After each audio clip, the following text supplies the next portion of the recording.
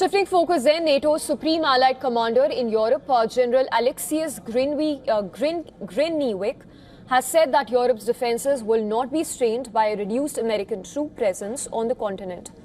Now, Grinnewick has downplayed growing concerns about Washington's long-term commitment to the alliance.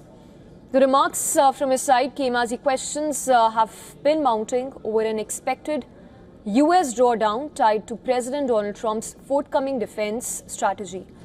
United States has long labeled Russia a major security threat, has even cited Moscow's 2014 annexation of Crimea and its 2022 full-scale invasion of Ukraine. However, in an updated strategy, US is now calling for limited cooperation with Moscow. Strategy aligns with Trump's flexible realism, a foreign policy vision grounded in what works for the United States.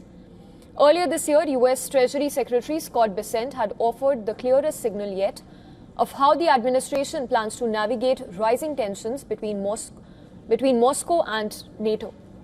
In an interview with the Fox Business earlier, Scott Bessent had said rather bluntly that if Russia moves deeper into NATO territory, the United States will not deploy troops.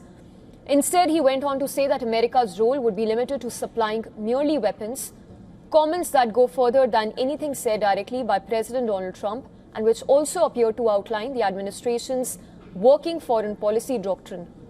Scott Bessent pointed to a series of recent incidents as well, with Russian drones spotted over Poland, fighter jets entering Estonian airspace, and suspicious drone activity that's been reported near Copenhagen's airport as evidence of ongoing hybrid attacks.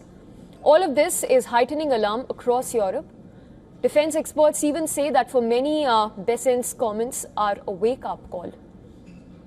At the center of the debate is NATO's core principle, Article 5, the pledge that an attack on one ally is an attack on all.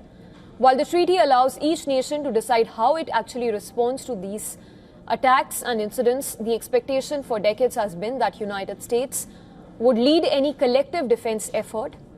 Article 5 has been invoked only once for now, that is after the 9/11 attacks in America, and it even remains the backbone of NATO's deterrence.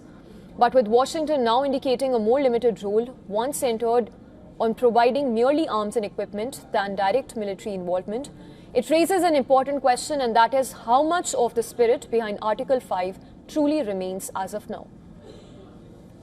Consensus of both Democrats and Republicans.